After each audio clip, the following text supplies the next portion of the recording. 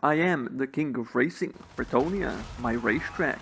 But what if the racetrack started conspiring against me because holy hell, someone's declaring war on us every single turn? Even Batman over here is trying to kill me from his donut. This will be fun. Hello and welcome to Grom the Paunch. I'm feeling a bit hungry, so let's run over some Bretonnians. And as always, this battle is not going to be anything too difficult. We chow down on our pre-battle snack, yum, and then we observe our band of angry food connoisseurs who are about to bonk peasants very hard. In a bout of boldness and sheer stupidity, the enemy knight decides to charge our lines, but he quickly gets caught up in Grom, projectiles, and a river troll hag. He stays here for most of the battle. While that is ongoing, the rest of the forces face off against each other. The enemy cavalry attempts to flank us from the right, however, they quickly come under attack from a band of trolls. And because they are mostly split off from each other due to the charge, they fall quite easily. With that, the rest of the peasants scatter, Grom takes another snack, and the battle is won. We then straight away decide to attack Aquitaine, and this is where we will demonstrate the power of a large chariot carrying an even larger goblin. With absolutely zero hesitation, we send Grom to charge the peasant line. He rushes and cleaves and cuts all the peasants with no struggles whatsoever. We also send some rollers down the peasant lines as well. And oh my god. We're not done yet, we got a second unit to run through, let's go. Oof. Now that's a wah. Half the darn peasants are already dead, and it's all thanks to Grom and his rollers wreaking havoc. Our infantry and archers haven't even done anything yet. The peasants do, however, charge our goblin front line eventually, but they were most certainly not prepared for the trolls, as both peasant units are very quickly obliterated by the trolls and start running almost instantly. Somewhat surprisingly, this is not the end of the peasants. They survive for a bit longer, only to get charged by Grom and the rollers. I have never seen anything like this before, but it is quite beautiful. We then expertly bumped into and ran over some more peasants, and with that, the battle was mostly finished. We recruited a weapon master knight goblin warboss named Gorkil Tiefrobba. We then spotted an unassuming beastman who will end up haunting me more in death than in life. On the next turn, as we move to siege Bordeloo, we discover that Slugtongue has started sieging it before me. Since Bretonnia is my racing track, I decide to attack Slugtongue. He runs away, and now we can't finish him off, we have to siege Bordeloo first. What I did not realize was that they had already fought, which left Bordeloo an easy auto-resolve, and we simply loot and occupy. We then take Gorkil and attack Slugtongue on the same turn, finish him off with an auto-resolve, and wipe out his faction completely. We also get an interesting Lord Defeat trait. I wonder what this could be implying. I then cook up some wicked mountain broth to give our goblins regeneration and buff up Grom himself. We encamp Grom next to Bordeloo because he will have enough range to move to Castle Bastone, but we also require him next to Bordeloo to deal with some greenskin rebels. And then the full force of Slugtongue's curse was brought to bear. Grom's army has been infected with a plague. And due to this plague, not only does Grom's army take attrition every turn, they are also going to be winded in battle for 3 turns. Woe is us. Let's get to business then. We attack the rebels and... yeah. I guess we have to fight this battle manually because the rebels have black orcs and artillery. The enemy cavalry eagerly charges into our line and arrows, and then turns around and runs away, and then turns around again and comes back in, only to get smacked by our trolls. The bloodbath carries on as we questionably charge our goblins into the enemy's savage orcs. Then we charge our squigs into the enemy's savage orcs, and the fight is no longer questionable. Grom was, to my expectations, not really having any trouble with the black orcs as their infantry without any real charge defenses. He was successfully running circles around them. Here he comes, getting ready for another charge. Swipes 2 of them, I believe, and then immediately starts charging into the enemy savage orcs line. He is truly one of a kind, without equal. While chasing the enemy lord with Grom, we see a savage orc training for the Greenskin space program. Separated from his unit, he surprisingly survives next to Grom and then starts waddling on backwards to his unit, only to then promptly meet a very grisly end to a squig. We will not forget you. With their prime space candidate out of the picture, the Greenskin rebels simply rout and victory is ours. With the rebels out of the picture, we decide it's time to siege Castle Bastogne. And Castle Bastogne was a brawl. We start the battle by having Grom fling his arms around while approaching the enemy gate, and soon after we have some trolls join him so we can break in as fast as possible, with our infantry following right behind them. The gates are very quickly broken and our units enter the city. Grom engages a nearby number of peasants, but otherwise doesn't really do much. And this is where the slog begins. This clump of units stood here for a very long time and we did not move. We stood here and bashed peasants for ages. Eventually though, we had enough and we decided to bully the enemy prophetess by slamming into her repeatedly and knocking her down a hill. Grom then continues swiping at her with his axe quite well because she's stuck between his carriage carriers and his carriage. And then he demonstrates, I don't even know. Observe. Anyway, we bonk into her twice more with our carriage, and with that, the entire garrison of the castle routs. Castle Bastogne officially belongs to the Greenskins. We loot and occupy because we're Greenskins, we like money, and then we attempt to ambush the forces of Montfort right outside of Castle Bastogne. Unfortunately, not only does Gisserou declare war on us, Montfort also snipes Aquitaine, thereby evading the ambush despite not detecting it. Quite unfortunate. Realizing that we're in a bit of a sticky situation, I sell Castle Bastogne to the Red Duke for a military alliance, then attack Montfort in order to take Aquitaine once again.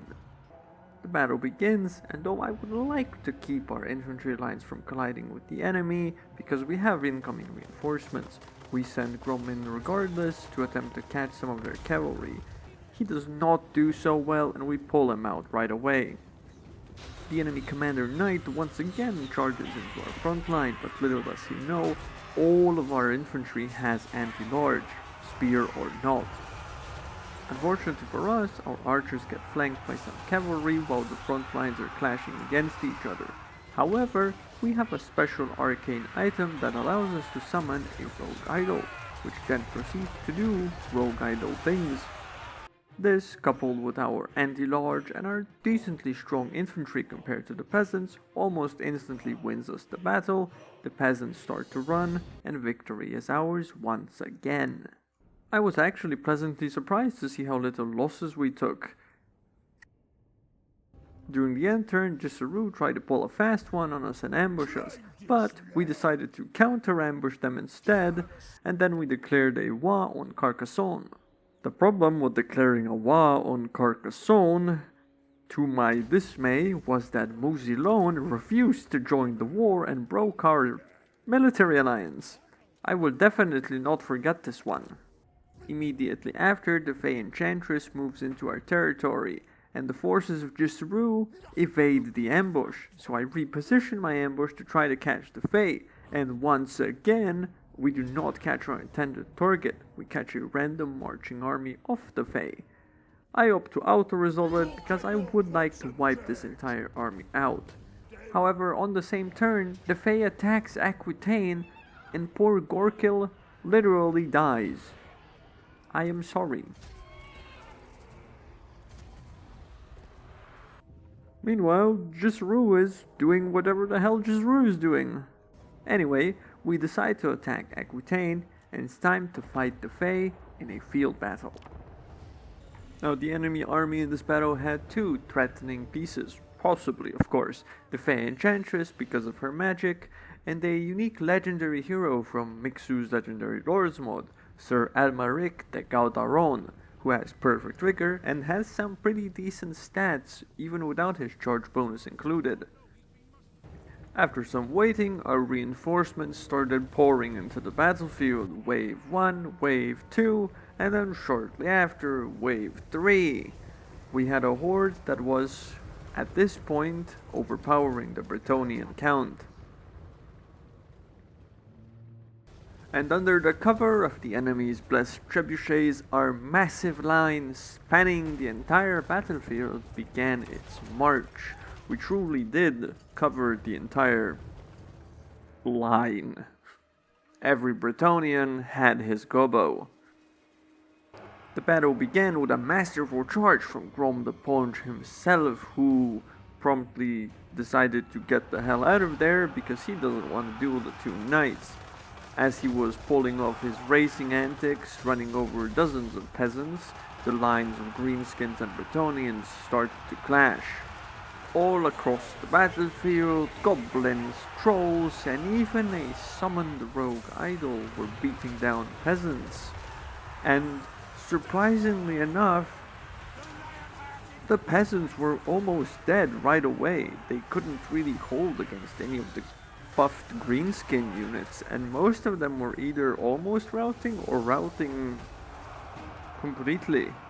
Only the knights and the Fae Enchantress herself were left, and killing them would surely cause them all to bail. The peasants, however, did not even wait for their noble Sir Knight to withdraw. They started running way before his demise. So now all that there was to the battle was Grom fighting the Sir Knight. However, Grom was not fighting alone. Sir Almaric was going to take 100 arrows in the head every couple of seconds, which would inevitably cause him to chicken out and run away, taking another 100 arrows in the head in the process. He is truly a paragon of chivalry. Held it until the last, until the peasants successfully ran, and then he ran as well. And with that, the battle was won with almost no losses whatsoever. The Fae Enchantress's main army is down for the count. Not only that, we also acquired a very powerful Lord of Retreat. Defeating the Fae gives us 10% casualty replenishment rate for Grom's army, which will be invaluable during our adventures. During the end turn, we get attacked by the Jisru army, but we decide to auto-resolve it as we're not really in any danger and we have plenty of replenishment.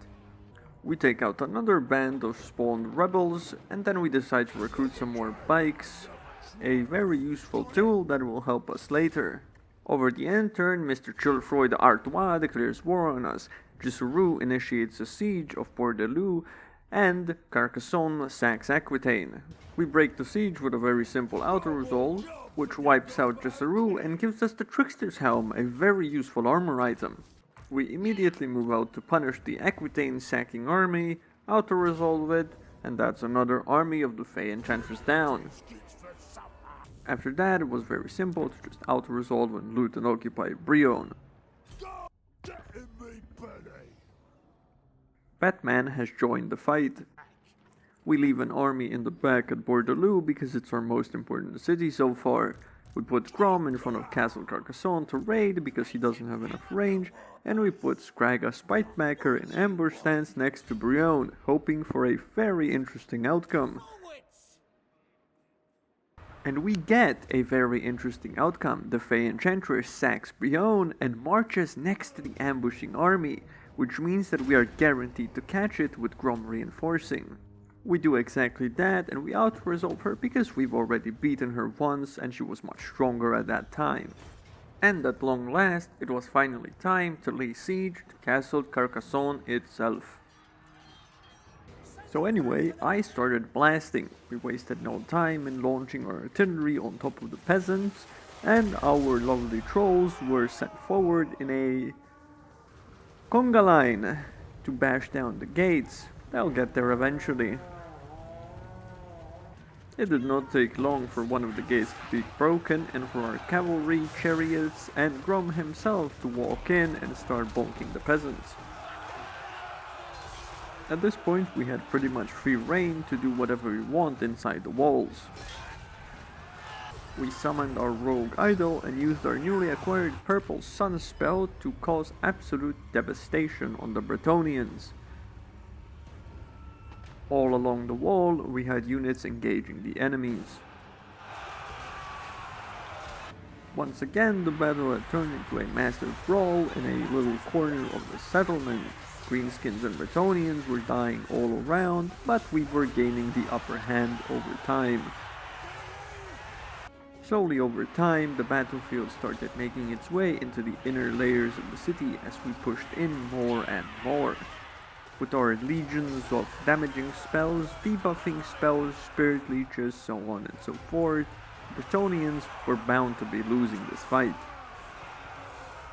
With a glorious victory secured and Castle Carcassonne in our hands, I decided to give Grom his moment of victory by marching him to the peak of the castle. But as you can see, he had some trouble getting there, stopped by the unstoppable trebuchet remains. I repeat, he is one of a kind. Look at him go, at least he's having a delightful time hyping himself up. King of Goblins, indeed. Thank you so much for watching, I appreciate it a ton. I hope you had fun. If you'd like to see more, like and subscribe, it helps a lot. And if you'd like, join us on our streams on Twitch, linked in the description. We play a lot of Total War. And I'll see you in the next one. We're gonna kill some elves.